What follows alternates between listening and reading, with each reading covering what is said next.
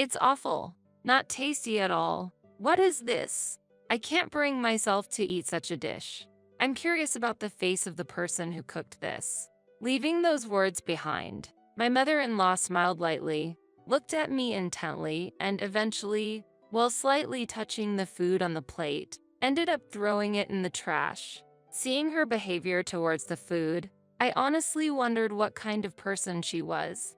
Was it really appropriate to treat food in such a way? Sitting next to her was her most beloved son. Did she see how sad he looked? My name is Susan. I'm an office worker and I just turned 30. I married my husband Ryan 2 years ago, but we don't have any children yet. Of course, we dream of expanding our family in the future, but for now, we prioritize our time together and want to enjoy our fulfilling days. Ryan has always been a considerate and kind man since we first met. I've never seen him angry.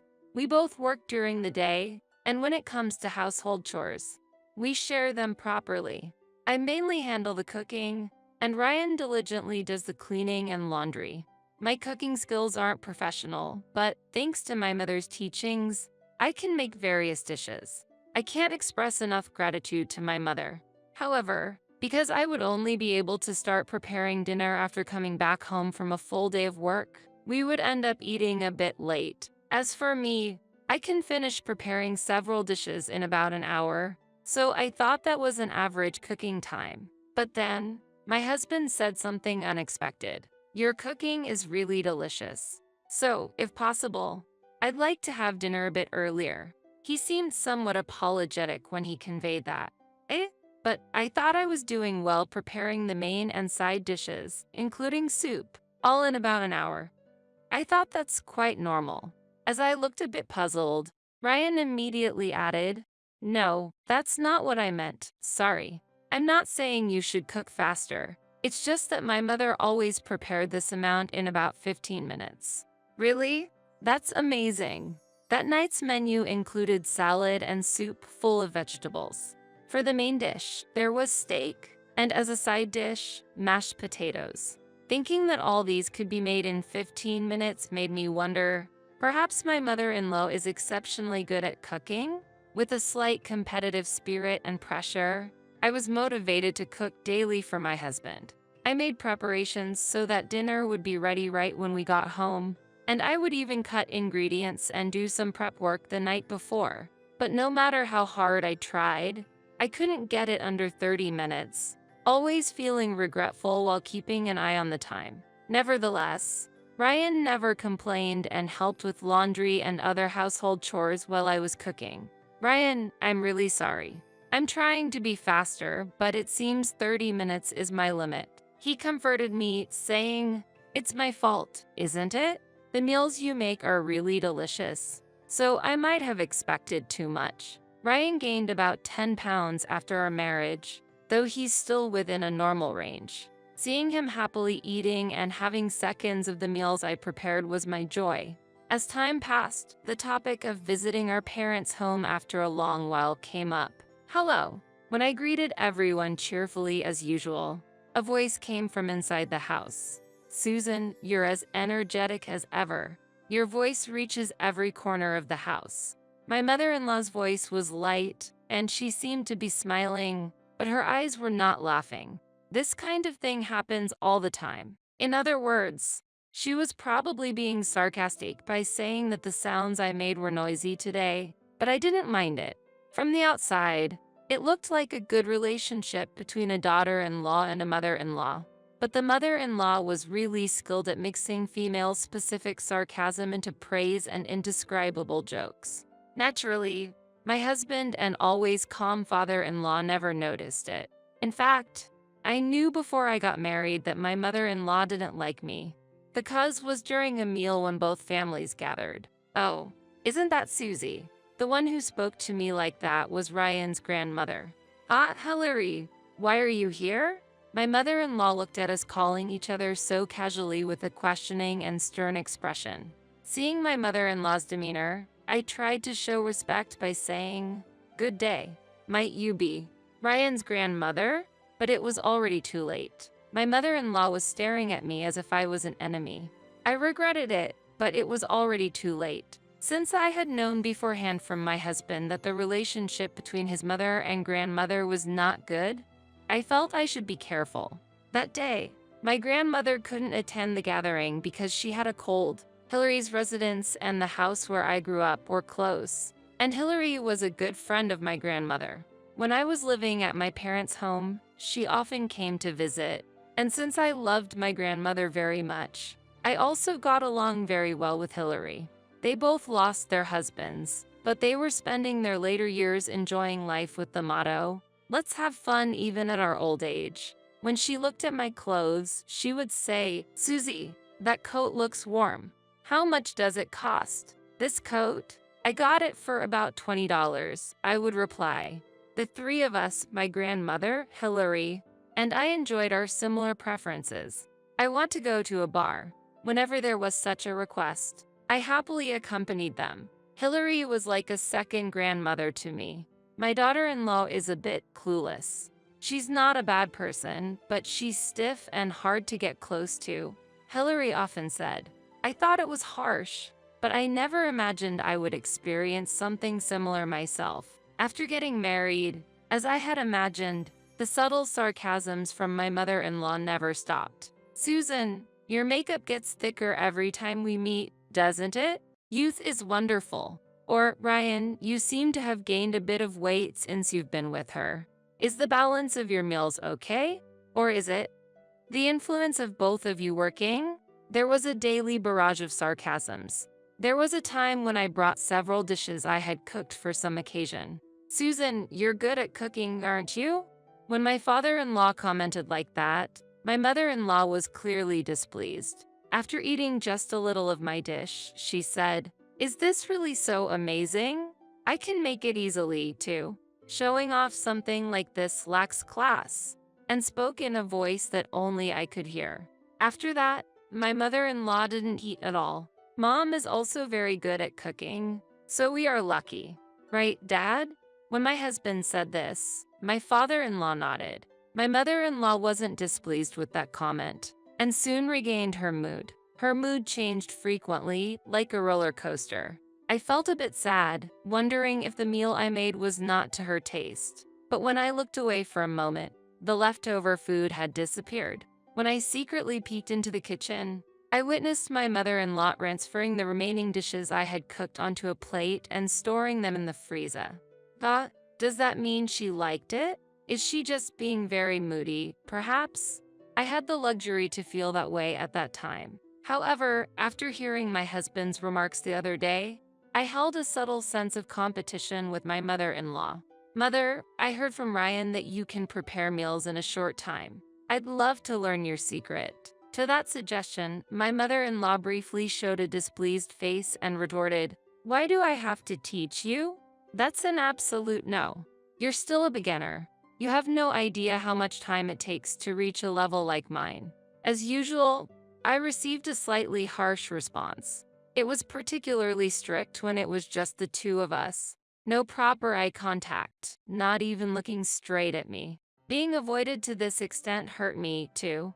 When we met before the meal, she was kind to me. However, as soon as she learned that I got along well with Ryan's grandmother, her attitude toward me changed 180 degrees, and she started treating me like an enemy. I hoped that if we could understand each other a little more, we could build a better relationship, but it felt like a distant dream. The time I spent worrying increased day by day. Every time I visited my in-laws' house, my mother-in-law prepared the meals by herself. Actually, when I first visited my in-laws' house shortly after getting married, I once asked her, "Mother, is there anything I can help with?" I called her out from behind, but I didn't expect that it would surprise her very much. "This place. You shouldn't open it without permission." She suddenly closed the door to the kitchen. My reaction upon hearing that was one of great surprise and also confusion. I had heard from friends who were troubled by being strictly taught by their mother-in-laws, or who were made to repeatedly serve coffee during Christmas. So I felt that it was a relief for me in terms of not having to cook. It was a bit hard to be instructed to constantly tend to the garden during the cold Christmas Eve. However, It wasn't too difficult because my husband helped me halfway through. Thinking about it, the speed at which my mother-in-law's cooking appeared on the table was indeed fast. The first dishes served included hamburgers and potato salad. Then came corn soup and several other dishes. Each was at just the right warmth, had a somewhat nostalgic taste, and was very delicious. I would be happy if she could teach me her recipes. With that in mind, I started to often look at recipe books during my break time. Susan, you've been looking at cooking books a lot lately, haven't you? I'm really impressed that you're bringing such elaborate homemade lunches every day. I usually have frozen meals for lunch. The one who approached me with a smile was a younger colleague at the office. If I were single, I think I'd be no different from you. The frozen meals nowadays are well balanced, so I think that's fine. After listening to my words, my junior colleague passionately talked about his favorite frozen meals. I especially liked it when I got to sample a hamburger steak from a diner at the supermarket. It's really tasty. Following that conversation, I suggested to him, "From now on, your nickname will be Frozen Meal Lover, okay?" To which he replied with a laugh, "That's a bit." Amidst such daily life, before I knew it, my mother-in-law's 60th birthday was approaching. Last year, we had a grand celebration for my father-in-law's 60th birthday, so we couldn't ignore my mother-in-law's birthday. I was worried whether she would be happy with the celebration since she didn't like me. "Ryan, your mother's birthday is coming up soon. What should we do?" When I asked my husband, he said, "Actually, I'm planning a surprise," and smiled at me. And then, the following month was my mother-in-law's special birthday. I had a meeting with my father-in-law, and he agreed to take my unsuspecting mother-in-law out of the house for a while. My husband was already excited about the surprise, saying she'll definitely be amazed. Despite feeling a bit anxious, I helped my husband with the room decorations and continued waiting at home for my in-laws to return. We're home. I heard my father-in-law's calm voice from the entrance of the house. That was the signal for the start. My husband and I hurried to the entrance and, with the crackers we had prepared earlier, we loudly said, "Happy birthday, Mom." However, when I saw my mother-in-law's face, her reaction was underwhelming. Honestly, she seemed even less happy than before. Trying to surprise me? But why here? This must have been Susan's idea, right? She glanced at me with a glare and then quickly entered the house. It was common for my mother-in-law to be cold to me, but it was surprising for her to act this way in front of her son and husband. Afterward, my father-in-law said, "I'm sorry. I got into a bit of an argument with Mom," implying that my mother-in-law got upset over something minor and hardly spoke on their way home. Feeling troubled, we followed her. As soon as she entered the living room, she let out a deep sigh. We had worked hard on the decorations, but she didn't seem to have any particular reaction to them. She sat down heavily on a chair, clearly in a bad mood. This atmosphere, it's not fitting for a celebration. It's awful. That's how I felt. "Oh, what about dinner? We worked hard for it." Then my husband and I proceeded to the kitchen. That's when my mother-in-law yelled at me with an unexpectedly loud voice. "Wait, did you enter the kitchen without permission? Susan, can't you keep a promise?" She stared at me intensely. While I was struggling to respond, my husband said, "Why are you so irritated, Mom? It's okay to enter the kitchen."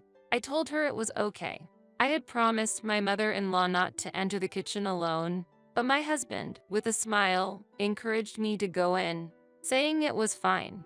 Unable to say anything against her beloved son's words, my mother-in-law quieted down. My father-in-law watched the situation with a wry smile. The atmosphere was a bit awkward, but the hastily prepared, slightly unappealing dishes were lined up on the dining table. Perhaps out of consideration, my father-in-law kindly commented, "This looks delicious. I can't wait." But my mother-in-law was constantly in a bad mood, sulking like a child. When all the dishes were ready, we started the meal with "Happy birthday, Mom. Cheers." It was right after that. Disgusting. Not delicious at all. What is this? I can't bring myself to eat such food. I'm bothered by the face of the person who cooked it. My mother-in-law suddenly said that. Her gaze was definitely directed at me. Of course, it wasn't a fact that it was disgusting, but rather a sarcastic comment from her. When I remained silent, my mother-in-law added, I don't know how much effort you put in, but if this is the result, you still need more training. She snorted and smiled smugly. Her behavior didn't stop there. Saying, I can't eat such food, she threw the dishes into the trash. Unable to contain my anger, I raised my voice. What are you doing? Please apologize. Even so, my mother-in-law did not listen to my voice. In the quiet room, my husband, his voice trembling, said to me, Susan, that's enough. Let's leave this place quickly. However, my mother-in-law watched the exchange with a look of surprise on her face. After that, my usually calm father-in-law raised his voice. What have you done? Ryan worked hard to prepare those dishes for you. At this, my mother-in-law's face changed color in surprise. Perhaps she hadn't noticed because of her excessive anger, but Ryan's hands were covered with multiple band-aids. Seeing this, it seemed that my mother-in-law finally understood the seriousness of the situation. Oh, despite that, what have I done? Though my mother-in-law was shaken, there was no one there who felt like helping her. I spoke to my mother-in-law calmly. I know you don't cook much, mother-in-law, but preparing ingredients, seasoning, and cooking takes a lot of time and effort. But as I imagine the smiling faces of those who will eat it, I continue to cook with all my heart. As my mother-in-law remained silent, I said, I'm sorry. I couldn't find time to make the cake myself, so I bought it. I thought I would chill it in the refrigerator. So, I opened it. At those words, my mother-in-law's face, which had been pale, suddenly flushed. When we opened the refrigerator, the reason for my mother-in-law's fast cooking speed became apparent. Inside the fridge was mostly microwave-ready foods, with famous brand cafeteria-style dishes being particularly noticeable. As we opened the freezer, we found it was packed with frozen meals. Seeing this, my husband smiled and said, Oh, it seems Mom is not good at cooking either. With her birthday approaching, Ryan was excitedly planning a cooking surprise. And for the next month, he practiced cooking night after night. You've been cooking so much, Susan. I'm always grateful for your delicious cooking. I'm looking forward to seeing the happy look on Mom's face. My husband often said, I suggested it would be better to cook at home and bring it, but he was determined to cook at his parents' house, wanting her to taste it fresh. I was worried, so I bought everything from cooking utensils to seasonings. My husband laughed cheerfully at me carrying even knives and cutting boards, but my intuition was right. My mother-in-law's kitchen was surprisingly clean. Many of the seasonings were old, and the cutting board was a bit dusty. I wasn't too surprised when I opened the refrigerator. I had noticed my mother-in-law's secret before. The hamburger steak I got from my junior colleague the other day had the same taste as the hamburger steak my mother-in-law was proud of. When my mother-in-law was cooking, I frequently heard a beeping sound. Today, I realized that it was the sound of the microwave. Microwave-ready foods are not bad. I also use them when I'm busy, but it felt questionable to boast about them as homemade. As she was still silent, I said this to her. My father was very poor as a child, and if I left even a little bit of food, I would be severely scolded. I was taught that those who take food lightly are the lowest as human beings. And with these words, it meant my mother-in-law fell into that lowest category. Furthermore, my father-in-law surprisingly added that he had decided to divorce her. What she had done was unforgivable, he said. No, please reconsider the divorce. In response, he sternly replied, You are apologizing to the wrong person. My mother-in-law quickly looked toward us and apologized sincerely. Whether or not they would get divorced was not an issue to me. However, I felt that it would be difficult for me to have a good relationship with such a mother-in-law in the future. For the past month, I had witnessed my husband's efforts, so I was purely disappointed. Glancing at him next to me, his expression was very angry. Unlike his usual self, after he finished tidying up his things, he said, Why should I forgive you? Those who take meals lightly are the worst human beings. Moreover, your attitude towards Susan throughout today was terrible. I'm sorry, but I don't want to see your face again." And with that, he left the house. Seeing him angry, I couldn't hide my surprise and said, I'll also take my leave, and I left my in-laws' house with my husband. I heard the crying voice of my mother-in-law from behind us, but I did not look back. After that, regarding my parents-in-law, it was somehow agreed that my mother-in-law would stay at their house under the condition that she would change her attitude toward me. Otherwise, her husband would divorce her. There was one phone call of apology to me. "I'm sorry, but for some reason, I just don't like the way you talk to me as your mother-in-law," she conveyed. "It may be a long time before I can hear a sincere apology, but I'm not looking for one. Whether they would get divorced or not, honestly, feels irrelevant to me." Later on, Ryan's grandmother, Hillary, began living in the same house with my parents-in-law. Originally, the house belonged to her and she lived there with them, but both parties were stubborn, and their relationship had been bad since the early days of marriage. Apparently, Hillary had fled to her daughter's house, which was near where I lived. Hillary, having heard about the recent incident regarding my mother-in-law's 60th birthday celebration, got angry. "I had already given up on you, but now that I know you've hurt my dear grandchildren, I can't stay silent any longer. From now on, I intend to correct your bad nature. It's not enough just to know how to use a microwave," she said. Thus, it seems that my mother-in-law, who had just turned 60, began to receive some belated housewife training from Hillary. That lady over there, the other day she apparently spent over 15 minutes just to peel one carrot. "I heard this from Hillary," said my grandmother when I visited my parents' house. Hearing that story, I smiled. My husband became emotional only on that particular day, and the next day he was back to his usual gentle self. As I saw him eating the food I made happily, I wondered if what had happened was just an illusion. But clearly, it wasn't a hallucination, and it seems he has no intention of forgiving his mother in the future. They were both stubborn, and I couldn't help but smile at the resemblance between them. Susan, what's wrong? Did you lose your appetite?" "You've barely touched your food," Ryan asked, concerned about my lack of appetite. I smiled brightly and pointed at my belly. Seeing that, my husband stood up in surprise and said, "No way." Soon, our family would get an addition. Hoping for a pure and kind-hearted child, I thought about spending the coming days with my beloved family.